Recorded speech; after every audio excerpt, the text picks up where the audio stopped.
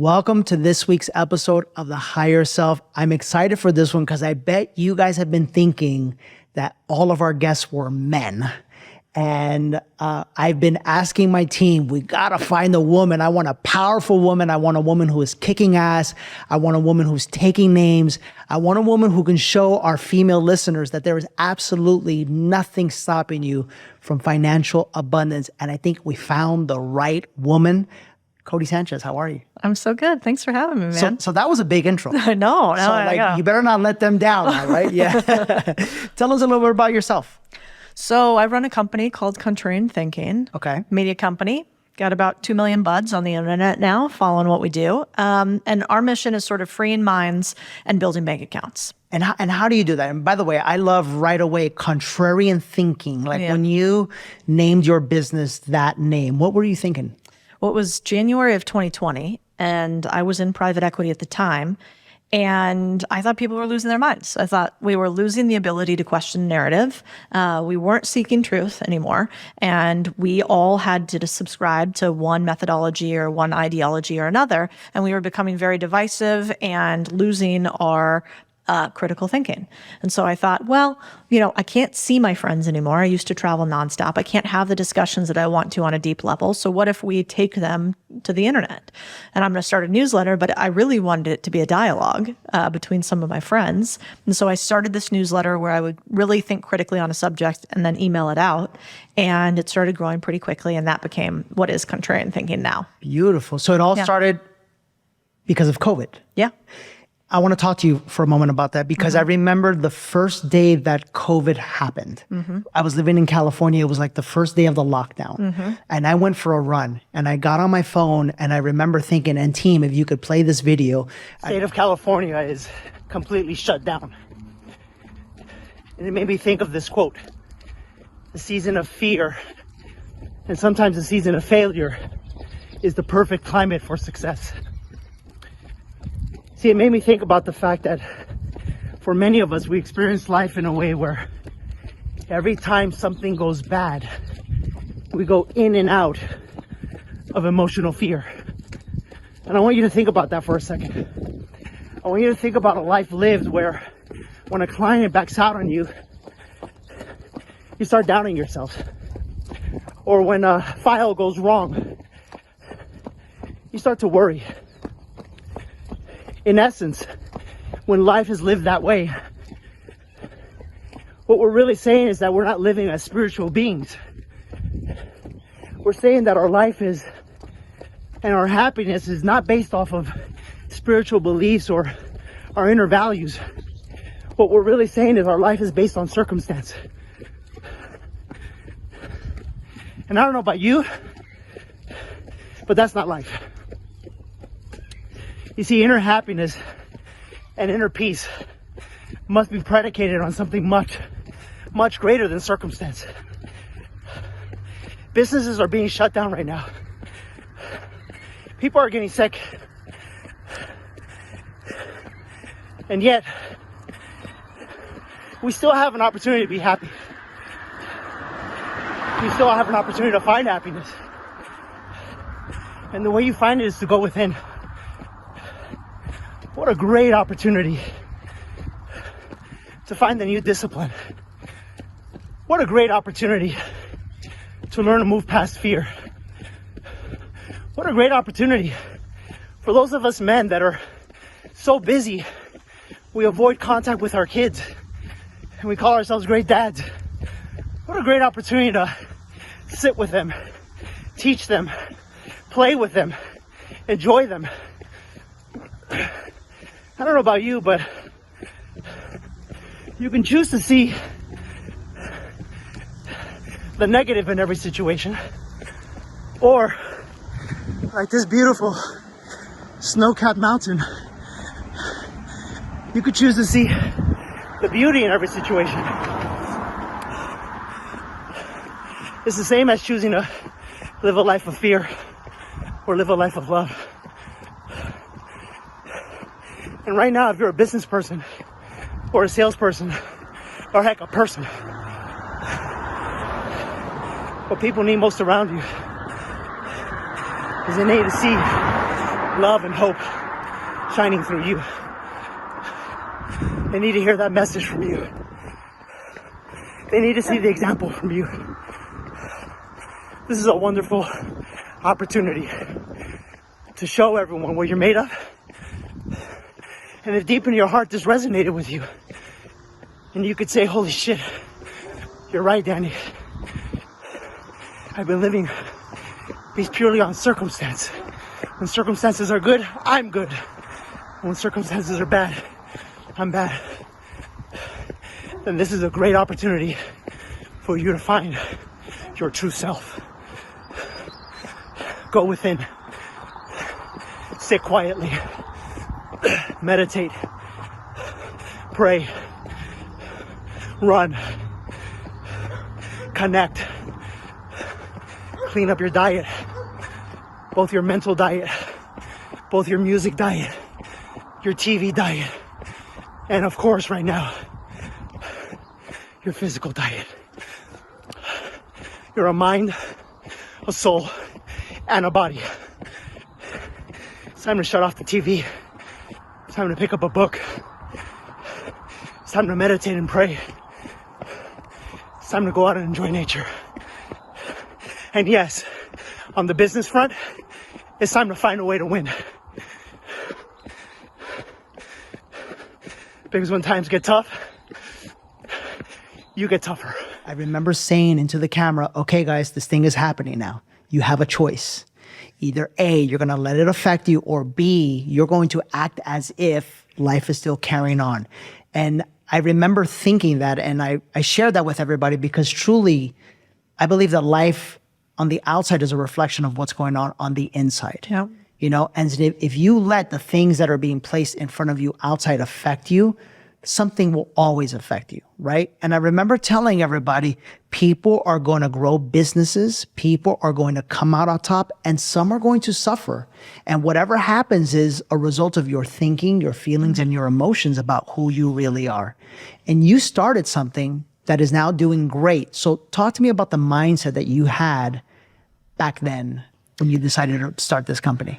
Well, I think when I think about mindset, the first word that comes to mind to me is, you talked about having a business before called Relentless. I've always been sort of relentlessly curious. And so there's just this insatiable demand for more information. And so when I start something, I don't have this idea in my head that it has to have a dollar amount assigned to it, or that it has to have this end state to it. It's a very low bar. It's just, will this satiate my curiosity for the moment? And do I want to proceed down this path of finding out more information on whatever the topic may be? And so I think my mindset was pure curiosity. And every time I go into something with this curious mindset, I find that maybe it releases the ability to, or the focus on having to have a real outcome. And it can just be like, do I gather more information? Do I get more insights from this? And so that's always been my mindset. You can't lose if all you're searching for is information. I love that. And it sounds to me like part of what you said without actually saying it was you're unattached. Yeah, I think you're right. Yeah, I mean, I don't get me wrong. I get very attached to outcomes at some point, although that's probably not always the healthiest. I'm very attached to profitability in businesses. I'm very attached to building this giant empire with a purpose that I have to free 1 million humans financially. I do get attached to those things, but I try to not get attached to the actions that I take every single day. Like, I know what's going to be on my to-do list. I try to stack rank it, but I really follow where I think my curiosity goes, and that usually leads me to some form of success. Yeah. And natural curiosity, not, education or escapism, right? Right. So it has to have some driver, I think. So I want to talk to you about victimization, right? And about being the creator. Mm-hmm. And I want to talk to you about this because I come from a background where everyone around me, everyone in my community, I was the first guy in essentially my family, out of all of our friends, who decided to go out and create financial abundance and who actually was able to do it, right? And as I did it, and as I am looking out into the landscape of the world and people's thinking around money, people definitely have blockages around money. You seem to have mastered this. You seem to be in a place where it's like, it almost like you have this energy like money is easy, right? Which is the energy I have. But like sometimes when I say it, maybe they don't believe me, right? I just want you to talk and flow for a second, your thoughts about money, how it all started for you and how you became who you are today. Sure. Well, I certainly didn't start that way. Probably similar to you. I mean, I grew up with my father, his family. They immigrated to the US. My mother, she's a 30-year special education teacher. I remember she would look at all of my receipts because I lived at the house after I graduated from college to see how much I was spending in certain places and then chastise me, if I spent too much here or there. And so I definitely came from a scarcity mindset out of love, like just, protect yourself all the time. It was always somebody's trying to get you with money. And for whatever reason, I went the exact opposite of that and basically said, I have this belief that I'll always be able to earn.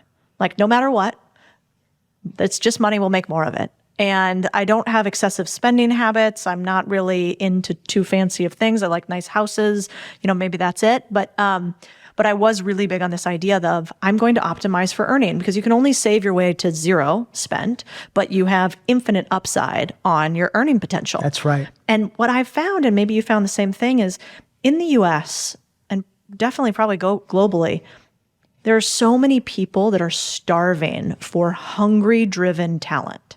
And so as long as you are hungry, driven, curious, have some degree of intelligence, it doesn't have to be huge, and follow through, I don't think you'll ever starve.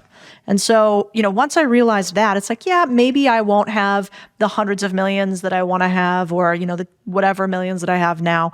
Like maybe I could lose that for sure. But I think it's unlikely that I'll ever starve because I've sort of framed my life in a way where you could stick me in any country and I'd probably figure out a way to make money. And that was going to make it happen. That was just a mindset switch. Yeah. It's so funny that you bring that up because I just had a meeting with my team. And I gave them the scenario, right? It's like, here is the vision for the company. Here is where we're going. We want 20,000 people, lives changed in auditoriums all over the world. Yep. You're in charge of marketing. You're in charge of finances. You're in charge of operations. You're in charge of customer service. You're in charge of the customer experience. It's either you're going to wait for some magic person, maybe me, to tell you what we need to become that vision, or you're going to be hungry enough and take ownership of your department and actually start thinking for yourself here, right? What does the company need and what does my division need in order to become that? And I said, if you were to dare to think like that versus wait for me to tell you what to do, I'll tell you right now, you could earn double, triple, quadruple, 5 times what you're earning right now. There are no limits here. The only limits we have are the ones that we place on ourselves. Do you agree with that? Oh, yeah. I mean, I think most people are reactive by nature. You know, it's just waiting for the hand to hit the knee so the leg will kick. Could you say that again? Because that was awesome. Yeah, I think it's waiting for the hand to hit the knee so your leg will kick. But where real wealth is created is when you're the actual driver. You choose to pick up and put down your foot yourself. And so I think you're exactly right. The hard part, and you know this from leading teams too, is getting people to understand that. It's a real delicate mix of incentive alignment paired with, able to find the right type of talent, paired with able to attract the right type of talent and retain them. And, I'm sure you've run big businesses because real estate usually has relatively people-heavy enterprises. Oh, yeah.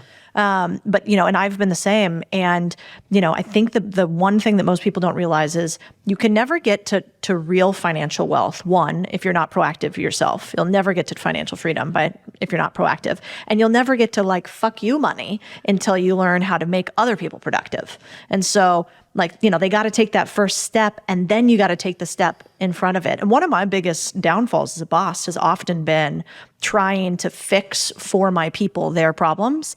And that will kill their ability to grow. And so I've really tried to work lately on, okay, that sounds like a problem. Do you want to talk through it? Because we'll talk through it and I'm happy to strategize with you, but this is your problem. You own it. Yeah. But it's interesting because it sounds like kind of a jerk move. It sounds like, well, why don't you just help your person in there? It's like, no. Because eventually I want them to be a CEO of something, one of my businesses, their business, whatever. But if they're always coming to me to find their hires and solve their problems, they'll never hit 7, 8, 9, 10 figures. Absolutely. It's actually a way of showing love. Yeah. Is to empower someone to come up with a solution for themselves. Yep. Right? Totally. So in my industry, real estate, what the typical real estate agent does is they think of themselves as a salesperson, right? Which is very different than a business owner. Because a salesperson earns commissions. And a salesperson, the money that they earn, they could be earning $250,000, $500,000 a year, but it's still derived by their efforts, right? A business owner does not want to be involved in not necessarily the sales, but sees that sales is a division of the business, right? What do you think is missing from a human being who says, you know what, I want to have fuck you money someday, but I don't see myself as leading other people, right? Because like, to me, that's the only way to get there. But to the salesperson version of me who I once was, it was like, oh my God, I need to hire somebody. What if I can't afford to pay them? What if I'm not a good leader? What if I don't know how to train them? Did you ever have to cross that bridge? And when you did, how did you do it? No, I was the same as you. I mean, I was a financial salesperson at first on the investment side. Investment banking, really, it's like PowerPoints and sales presentations and some modeling for sure. But no, I mean, I was thinking about this. I hired my cousin, and he's awesome. He's a hustler, and he works for a big tech company. And then he wanted to come work for me in one of my sales organizations. And so I said, okay, no problem. Like, you don't get anything special, but like interview. If you get the job, you can have the job. And so he interviewed and had the job. And then I said, which I always say for some of the more like new revenue streams we have, I'm like, I want you to tell me what you think the commission structure should be for you and the 3 people that are going to work with you. And then I want you to report it back to me. And when he came back to me, it was really skewed to him. It was like 75 and then 20 and then, 5 to the other person. And I said, this is interesting. Why do you think this? He's like, well, I'm doing the heavy work and whatever. And I go, that's exactly right. Yeah, you're doing all that. And I was like, now what if you have to do these 2 other roles too? How much do you think you close that? Well, no, I can't. That's why we have to have those other 2 roles. Okay, well, what are they going to do when they find out that you're making 75% and they're making 20 and 5, but they're doing 50-ish% of the work? And he's like, well, I mean, then they could try for this role. And I go, okay, then they're going to try for your role. So I was like, you have to play long-term games with long-term people. Yeah. And if all you're thinking about is short-termism, which is I want to make $500K this year, but you're not thinking long-term, which is I'm going to give this person an extra $25K because they're going to hustle for me for that. And I'm going to actually maybe even make a little less right now. That's the difference to me. But I've struggled with that. Every new leader, I think, struggles with that. Like, all of my COOs, most of my team is originally short-term transactional. The only way I've gotten them to change that is I call it out pretty hard. I just like immediately, one of my team members, I remember specifically was like, well, I'm filling in for that person. So do I get a cut of this or this? And I just picked up the phone and I said, you want to be a C-suite executive here, right? And you're a manager of this business. Don't ever short-term transact to me again. No. Because you know what that tells me? You're not in this for the business from a leadership perspective. You're looking for your next little incremental thing. That's right. And I was like, and what I want to do for you is I want to give you a % of what we're doing on a continual basis. And you're trying to pick up pennies in front of a freight train. Absolutely. But I think it's hard because a lot of what's said out there in the world, and I say it too, is like, you have to negotiate for what you want and you always have to ask. But there's a big caveat, which is make sure you're negotiating for the right things and you do it in the right way. Because always asking for what you want without context can definitely kill you. Yeah, and also in the energy of abundance versus the energy of scarcity. Right. Because I feel like most people, and it's so interesting that we're having this conversation because, the name of the podcast is The Higher Self. Mm-hmm. And so most of our conversations that we have are skewed around spirituality, mental growth, spiritual growth. And I want to bridge the gap for people. I really don't think you can reach your highest self. I know you cannot develop your soul and your heart and have inner freedom without the value system that is in this 3D world called money. Mm-hmm. You're going to need money, right? You're going to need money to travel if you want to go to an ayahuasca ceremony. You're going to need money to give to other people, to contribute to organizations that you want to contribute. I jokingly say hugs is not the monetary system of the world. So you can be spiritual all you want, but if you have some sort of skewed story around money and you think that you're going to be able to like live life in kumbaya for your whole life. It just isn't going to happen. At some point in time, you're going to have to face this story you've built that money is the root of all evil, and that there's somebody holding all the cards against you, and that the white man is going to like, try to take it from you, or all the bullshit that people believe, Did you ever have a story like that you had to get past? And if so, how did you handle it? Oh, yeah. I mean, I think victim mentality is really easy to slip into for all of us. I worked in finance, super male dominated industry for, all of my life, basically. And I could very easily slip into the, oh, well, he's got this because he's playing at the country club with this guy. And, they're going to progress this way because of their relationship in the boys club. There are plenty of situations like that. But I think the real difference is, to your point, money is just a tool. And so all of the societal trappings and the darkness or the shame we have around money it's a societal construct. Money is literally something that is an exchange for goods, nothing more or less, unless you place that value on it. Right. And so I think especially in the spiritual community that I've seen, more of this like modern day spirituality, there's a lot of things like Burning Man, for instance. We wrote an article this week that I think will be really good on Contrarian Thinking. And it's basically the business of Burning Man. Burning Man costs $44 million a year to put on. They raise $46 million with tickets. They have like a $30 million fund that they use. They're actually brilliant business people because they applied for nonprofit status that allows them to be tax-free, although there's many arguments around why they should not be a nonprofit, actually. There's like 15 people there that earn more than six figures, $200,000, more than six figures a year. And so Burning Man itself is actually a highly capitalistic pursuit that happens to have this bartering system, which is the beginnings of capitalism. Capitalism was started before we had dollars, and it was started with goods, and then it was started with seashells. And so there's really no inherent difference between I'm going to give you a coffee when you come to my tent, and I'm going to give you a champagne when you come to this other tent. That is money. It's just in a different form. That's right. And so I think people get a little caught up on that. And then I think it's really easy to get holier than thou about money. And then you realize that, man, yes, you can do a ton of good by working on spirituality with humans. And you could do a ton of good by, helping people with meditation and breath work. And that is super important. But, you know this too from living in third world countries or visiting third world countries. And both our heritage is that. I spent a ton of time in Mexico when I was running one business. And, it wouldn't have been enough for me to help these people by meditating.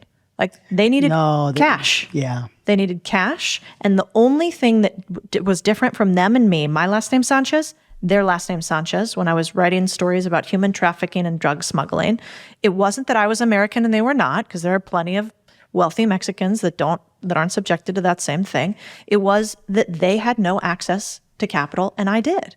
And so I think that there's 3 layers to freedom. There's financial freedom because we have to be able to eat for the most part and pay our rent in modern day society. And then there's physical freedom. Like I get to structure my day how I want. I can come have this podcast. I can do this work. I can do that work. And then there's philosophical freedom, which is I'm actually free to think the way that I want to think because I'm not in scarcity mindset focused on only the amount of work. And it doesn't have to come that way.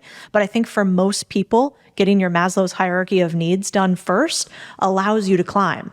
And so if we're saying that it's bad to pursue money, we're not allowing people to stand on the first rung of the step stool. And that's actually a big disservice. I think that's by design. Yeah. Oh, interesting. I think it's by design because I think that the less people that actually have financial freedom, the more people you can control. Yeah, that's totally agree. 100%. Yeah. And so if someone's out there, before I ask that question, you said something, and this is a very gentle subject. So ladies, take a deep breath right now, okay? This is a very gentle subject. And I say this, I'm joking, but, so many women are being programmed right now to be in victimhood, and you said something that you said it, but I caught on to it. You said I could have very easily fallen victim to the fact that when I started, the industry was mainly dominated by men, right? Or I could have thought that guy is playing golf with that guy. You do not strike me as that kind of a person at all. Like your energy is like, I don't give a shit what they are. I'm going to win. You know what I'm saying? And everybody has the capacity to be this kind of person. Yet, for so many women, even especially in the Latino culture, it's like the woman is the one. I used to hate this growing up, to see that my grandmother was thought of as the one in the kitchen. Yeah. And, the man, my grandfather would sit there and like sit at his chair. And just because of he was a man, he gets to like do whatever he wants all day. And the woman has to serve him his plate. I felt like saying, motherfucker, go serve her. Like, what is wrong with you, right? And this is my family, And also it's like, so many women are taught to, in our culture, and you know exactly what I'm talking about, in our culture where like the man gets to like cheat on you and you just got to suck it up and like deal with it, right?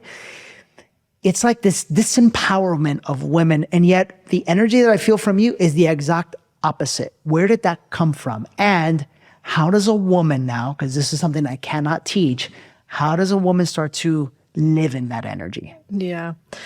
Well, I give a lot of credit to my dad. He always talked about me being the president, not a princess. And so, I think that's an important distinction. I think a lot of men, and I do it with my dog, I get it. But, they're like, oh, my son, he's going to do this and he didn't do this today and he's going to be so tough and I'm going to run him hard and, he's got all these duties. And then it's like, my daughter, mi princesa, like she's so perfect. I could do anything for her. No, she'll never want for a day in her life. And that's actually a huge disservice. It's a huge disservice to treat your daughters, I think, that way. It's not a disservice to love them and tell them they're wonderful and they can do whatever they want. And not everybody has to be the president. No way. Tough job.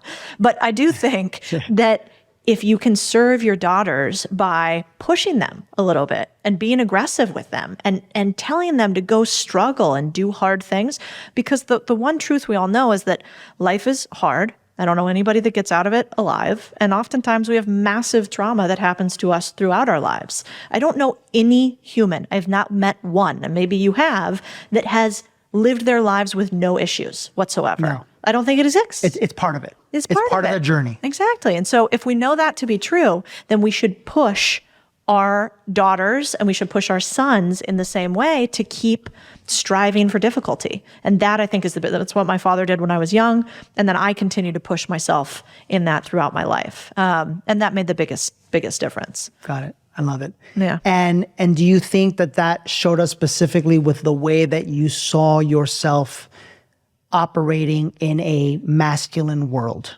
where you didn't see yourself as a victim, but you saw that whether masculine or feminine, female, whatever the case may be, you had an objective and you were going to go accomplish that objective? Yeah. Well, I mean, our tagline at Contrarian Thinking is question everything.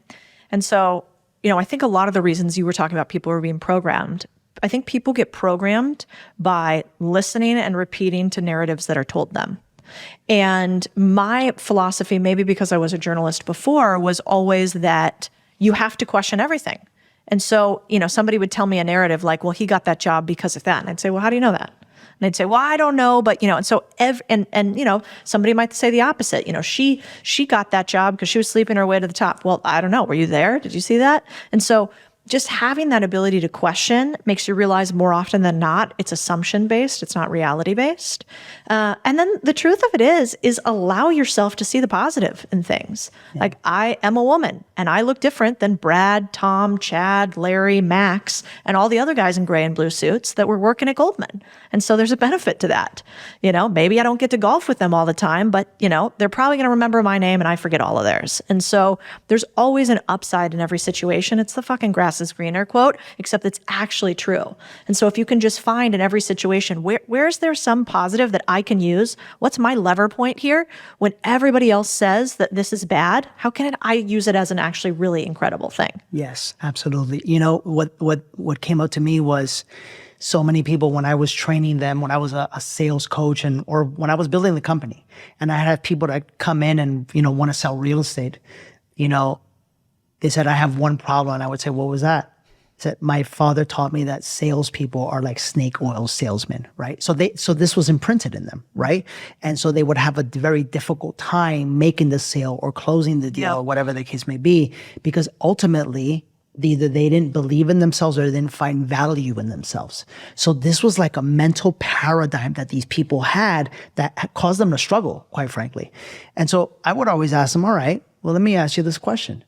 Tell me one thing that is valuable or unique about yourself. They would have a difficult time. So I'd have to lead them through the exercise. So I'd say, are you honest? Yeah, I am kind of honest. Okay, good. Write that one down, right? Are you hardworking? Yeah, I guess I am. Good. Do you have integrity, right? Will you not quit until the job gets done?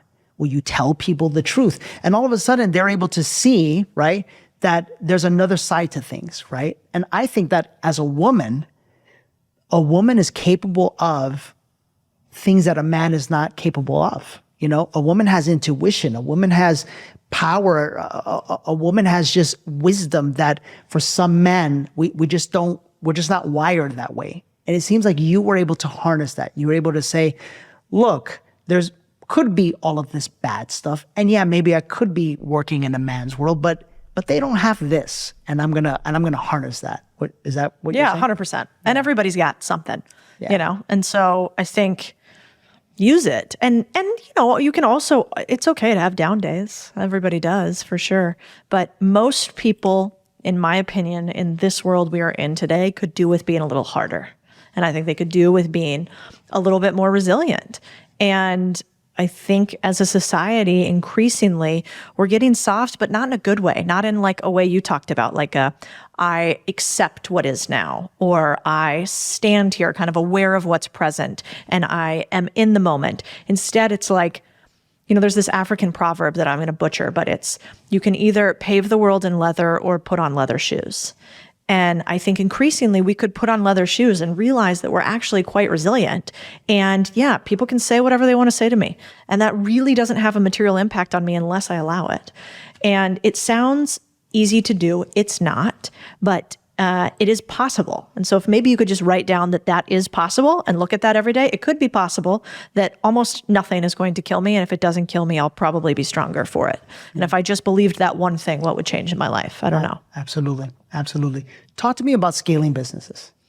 I remember when I was building our company and I had this vision of $1 billion in sales, which, you know, for us was a big deal because we were in Southern California. We weren't in the high-end luxury market. Our average price point for home sales was a lot lower than other companies. And we didn't have a national brand. Mm-hmm. And we did it, right? And it was a journey for me because I started off as a salesperson and no one taught me this stuff, right? So when I had a question, I had to go find a coach or a mentor because I wanted to learn how to figure this thing out, right? What does one have to do or who does one have to become in order to scale a business to 7 figures, multiple 7-figure revenue? How did you do it? There's one framework I really like, which is the specialist to generalist framework. What I've realized in all of my business is there's 4 levels to the game.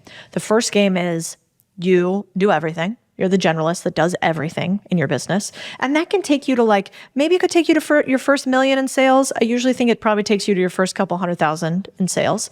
And then the next level is you hire another generalist, right? So this might be an assistant to start out. It could be a COO. It's somebody else who's in the trenches with you and you're both kind of working together. That's level 2. Then level 3 is you hire your first specialist. Right? And the specialist is somebody where you're like, oh my God, I didn't realize that if I had this one person who really knew how to do marketing, they're going to crush it as opposed to us kind of tinkering in it.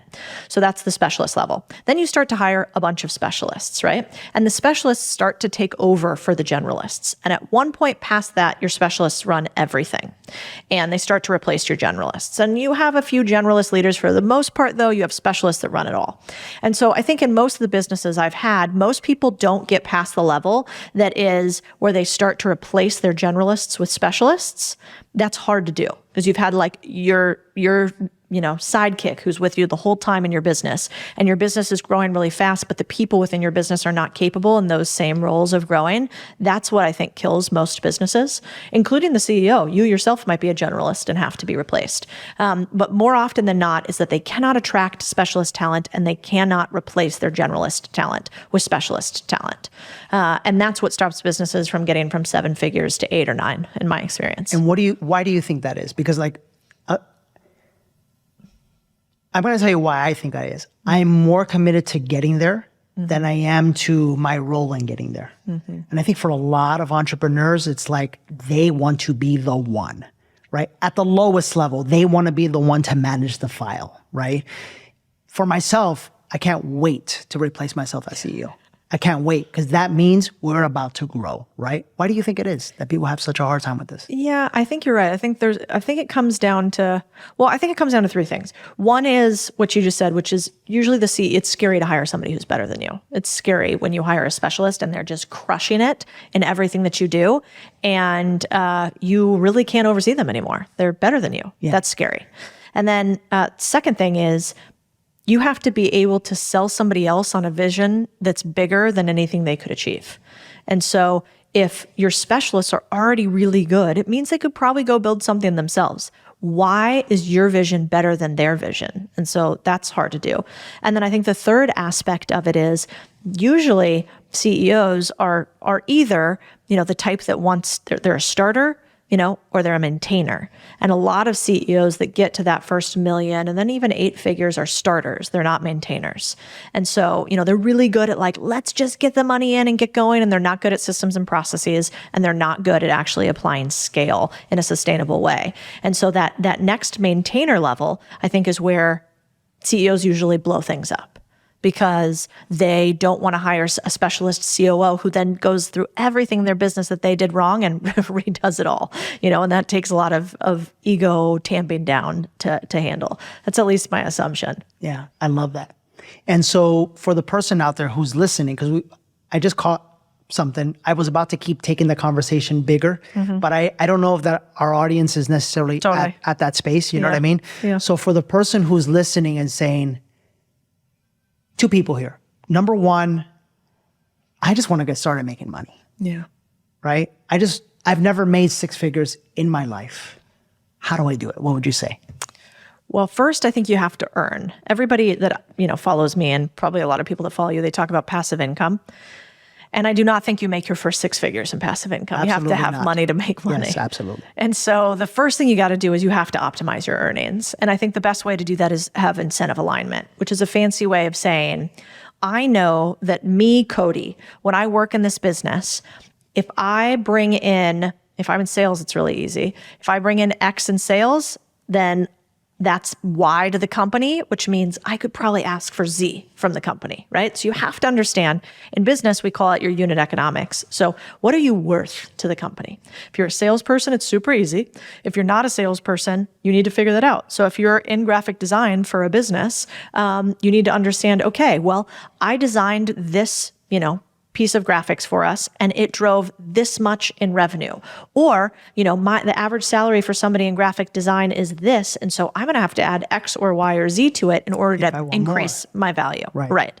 And so that's where most people go sideways, is they confuse their wants with the company's needs. And so I think the first thing you have to do is figure out, how can you earn more? You start by knowing your unit economics as a human. And then I think the second thing you do is understand negotiation. Everybody, I think, should take a class in deal making or negotiation, because you can really mess up asking for more money and do permanent damage to your relationship with your partners if you ask in a greedy or unthoughtful, unstrategic way. But simultaneously, you'll never make real money if you never ask. And so it is this delicate dance, sort of like dating. If you go up to a girl and you're like, come home with me, come home with me, come home with me, come home with me. I mean, maybe you hit the lottery eventually, once. right? Yeah. But it's probably not one you want to go home with, right? And so it's the same for negotiation. If you're just like, give me more money, give me more money, give me more money, maybe you get some eventually, but probably not in the most strategic way. And so you have to have a little finesse to these things. And I think this generation really needs to learn that, because they're so internet driven, that communications like this are actually difficult, and they're very emotionally laden for them. And they don't spend a lot of time strategically thinking about, how could I connect with Danny? What does Danny really want? What would be a huge win for Danny, where if I asked for this, but I gave him this, he'd be like, of course, take the house. You know what's so funny? It's so funny you bring that up, because I just, that would be a dream for me. It literally would be a dream for me, probably for you as well. Oh, yeah. All I know is I want to get to 20,000 people. Yeah. I want to show up in London. I want to show up in Colombia. I want to show up in New York City. I want to show up in California and have the auditorium completely sold out. Yep. there's a lot of bandwidth and a lot of money for everybody. Yeah. So if somebody could just come up to me and go, I know how to get you there, or I know part of what you're going to need. And as a matter of fact, I'm going to go out and do it. And all I would require is this. Yeah. It's home run. Go. Yeah. Home run. You don't even need I don't even need to think. Go. Yes. Well, and the incredible part is, as a business leader, if you're doing your job right, which it sounds like you are, you're telling them. You're like, here's what I care about, which in a negotiation, what is the most important thing? That you know what the other party wants. Yeah. And so if they're like, okay, Danny, our last event, we did 400 attendees. This event, I think we should double it. I think we should do 800 to 1,000 attendees. If I was able to drive an additional 200 attendees, which drove us X revenue for the company overall per ticket sales, could I have a cut of that? And it looks like, we make, I would guess, average profit margins, which you could look up online in the event industry, are 35%, which means if I ask for 5% of the ticket sales, that's probably not too much for driving you for that, or driving those new attendees. You know Is what that I would right? say? Yeah. I'll give you 7. Yeah, exactly. You'd say, absolutely, go do it. And here's your affiliate link and however you want to get those fuckers there, right? Absolutely. And so I think more people need to think that way, because that's a huge win. And then you're just going to give them more and more responsibility for a person who can execute. Absolutely. Yeah. I love it. I love it. I kind of just want to find 10 of those people right now. You know what I'm saying? Maybe they're listening. Right? Maybe they're listening, right? Yeah, Absolutely. 100%. So let's talk marketing here for a second. Everything that I built in the real estate industry, I built through old school prospecting, door knocking. I'd be out there 3 or 4 hours a day. And then I taught other people how to do that. And, marketing is something that I've had to learn, that I instinctively know, and that I actually for a long time had the story that I don't understand. And yet the more and more that I dive into, the more and more I realize I'm actually really good at it, Yeah. So when you think about marketing, and when you think about a company that wants to scale from 7 figures to 8 figures, what is needed in terms of marketing? Yeah, it's funny because we're looking at this right now. We're hiring for a head of marketing role at Contrarian Thinking. And so I've been putting together, every time I hire somebody, I do a 100-day plan. So it's basically an onboarding document. And then your first 30, 60, 90 plus 10 days with us. What do I want you to do each week? What do I think your actions are going to be? And what are the deliverables that I think? And then we negotiate that plan back and forth. But your first 100 days, I feel like, are often wasted at a company. And so it's a good thing to actually ask your boss if you can create one for yourself and give it to them. That would be a great way to show that you were a really worthy hire. But I'm putting it together right now for them. And what I realized is marketing is incredibly technical of late. So, when I look at what matters in a good head of marketing, it's, do they understand Google Analytics? Can they do actual attribution for every client that comes to us as a media company? Do we know where they came from? Instagram? Did they come from Facebook ads? Did they come from X, Y, and Z?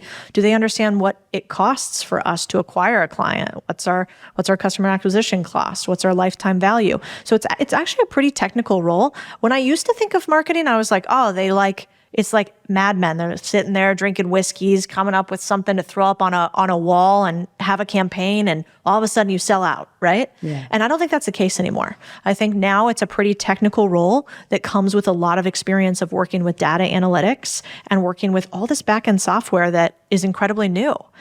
Can they build funnels? Can they do attribution? Can they do data?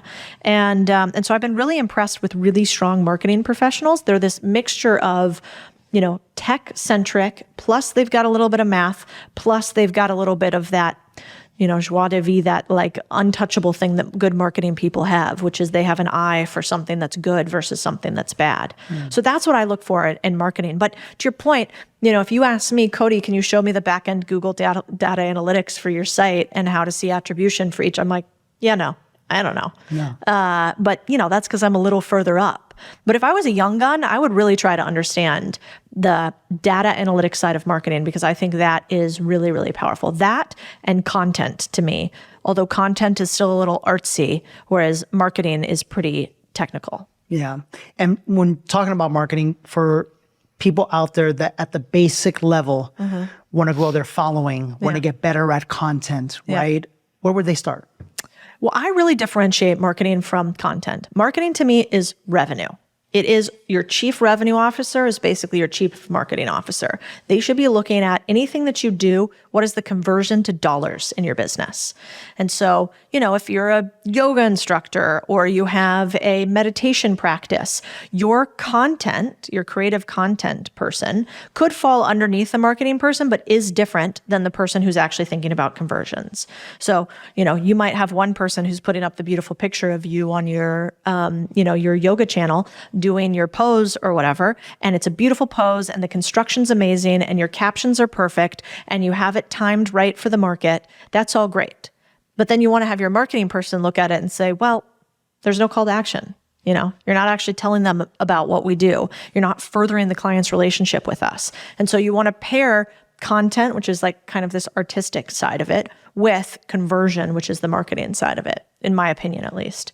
As far as just growing your following, I mean, these days, I think you're crazy not to be creating content in some way, which obviously you agree with because you do all of this. But I think what it really comes down to is it's an all-in, don't half-ass it mentality. We could talk about little tactics and we could play that game, which I think is a fun game. But if you really want to win at content, you have to go all in. And I'm a believer that you have to understand the individual platforms as the creator. So like when I wanted to get to 1 million on TikTok, I was on TikTok. I mean, it's me and a bunch of 17-year-olds, and I had one rule, which is I don't dance on the internet. But I'm on TikTok, kind of producing stuff and really getting an understanding for the platform. I did the same thing on Twitter. I did the same thing on Instagram. I did the same thing on email. And so each platform I try to master first, and then I can hire a team around it. I've never been good enough at a lot of people say, well, if I could just hire a good Instagram person, it's like, well, you won't know what a good Instagram person is unless you are. Yeah. Which is it's the tough part of it. So get obsessed with the platform, then you can layer on it. Alternately, you could pick one platform, be obsessed with that platform natively, and then if you get really good at big enough on one, those can usually trickle across all the rest. I love that. And that leads me to my next point, because when it comes to content, especially nowadays, you have people like Gary Vaynerchuk, who are always talking about content, and yet at the same time, people want followers, right? And as well as I do, TikTok right now, probably the easiest place to get followers, right? Yeah. It's slowed down a little bit recently. Yeah. Instagram, the hardest thing ever. Yeah, I mean, I agree. Unless you're a supermodel, you're gonna have to spend some money. Yeah. And not to buy followers, but you have to know where to put your money to actually get them to come. Correct me if I'm wrong. This is a debate that I'm having with my team right now. And this is a personal question. This is just a philosophical question, okay? I know that for me to get to the space where I want to get into, where books are selling, where, auditoriums are filled, we live in a world and we live in a society where the amount of followers you have translates to people believing that this person has authority. Yeah. Right? And yet, how do you go about in your business converting those followers into actual sales and revenue? Yeah. Well, it's a good point. I mean, who would you rather have? Would you rather be, I don't know, a celebrity that has a couple million followers that's like a relatively well-known one? Or, let's say Tim Cook, CEO of Apple, probably has very few followers, if any, but is incredibly powerful. Yeah. So I do think there's a little bit of a narrative stretch that is followers are king. I don't think that's true, actually. I think there are things that are more powerful than that, for sure. But I do think that, when you come to building your follower network, my team and I debate this all the time, but it comes down to what type of followers do you want? So there are a lot of people, you could very easily, you could be taking 6-pack photos every day and before and after photos and, showing your guns or whatever and your nice houses or cars. And you could probably amass a pretty big following on social media with some relative speed. Yeah. Now, how deep that following would be is my question. Yeah. So I think when you go to grow, I have a lot of friends that are, have bathing suits and stuff all over Instagram. And so have hundreds of thousands or millions of followers, but the audience does not move when they tell them to move. Right. And so I think there's this line between, can you create not just followers, but a cult? Yeah. We don't really talk about our follower number very often. We talk about, have we created a cult of humans that are so invested in what we're doing because they feel like we are just pouring so much value into their lives that they'll move for us. I love that. And I think the best way to do this is just to test continuously their engagement. And the way to do that is to get people to buy something. And that has to be valuable and it has to be relevant to them. But I really don't believe anybody is invested in you mentally and certainly not financially until they've given you $1. Yeah. And so I think the big push is start asking early for your first dollars on the internet, because you're going to know if you actually are translating or not. It's going to be immediate feedback, and you're going to be able to take that money and apply it to growing your platforms. Absolutely. And so you can start small. But the flip side of the start small thing is, there's the Kevin Kelly 1,000 true fans idea, right? Which is, if you have 1,000 true fans, you'll never suffer for making money, basically, again. But your 1,000 true fans are also going to be the first ones that buy from you. So if you need the cash in order to infuse it into your business, you might be better off actually selling expensive products for your first products. Because your first 1,000 people, you've probably poured a lot of freeness into them, and they might be willing to spend $1,000, $1,500, $3K from you, as opposed to if you put your first ask out there for $50, those 1,000 people are going to buy for $50, and that's actually not going to get you what you need to get. Yeah. And so I think it's a balance between those two. I love that. That. Final thoughts. For me overall, I guess maybe I'd push the final thought back on you, which is, we talked a lot about money and business growing, et cetera. And you've talked about going back and forth between business and spirituality and sort of pairing the two. Yeah. So what do you think we're missing in our conversation on money and business for a spiritual crowd? I think that's a wonderful question. I think it's awareness. I think it's awareness for the spiritual audience to understand that, first, what is true spirituality? I think that when we live in the world that we lived in, there's so many different ways to separate us from who we really are. We're separated by class. We're separated by race. We're separated even by religion. My journey began where I started to think, wait a minute. Contrarian thinking. I started asking questions. Wait a minute. Here I am, and I go to church every Sunday, and I believe that God is this. And yet, if I was born in the mountains of Afghanistan, and I never heard the story that I was told, and I was told this different story, then I would believe that God is something different. Therefore, something's going on here. Something's going on here. And that's how I started thinking here, and potentially and possibly what I have been believing this entire time is not true. And I had to have a starch conversation, a hard conversation with myself. And that started leading me to more questions where I started questioning everything, right? And so we're separated by religion as well, right? Well, when you really boil down what true spirituality is, what I have discovered is that true spirituality is the discovery and the connection of yourself, connecting with yourself and bringing in harmony, the balance between your masculine side and your feminine side, right? Your desire to want to go out and do more with your desire to want to chill. Your desire to want to go out and fly first class and stay at a 5-star resort with your desire to want to just sit at the pool and relax when you get there. You know what I'm saying? Yeah. That's that dance. That's that beautiful dance that I think that a lot of people have a difficult time with. Well, if you're going to truly find yourself, right, then you're going to truly have to understand that there are 3 energies of mastery that we as human beings, if we decide to play this game the right way, must master. The first one is money. Right? What is your relationship with money, right? Because the universe doesn't care how many zeros you attach to your goal. If you want $1 billion, you can get $1 billion. It's just as easy as you deciding and harnessing that power within yourself. The second one is food, right?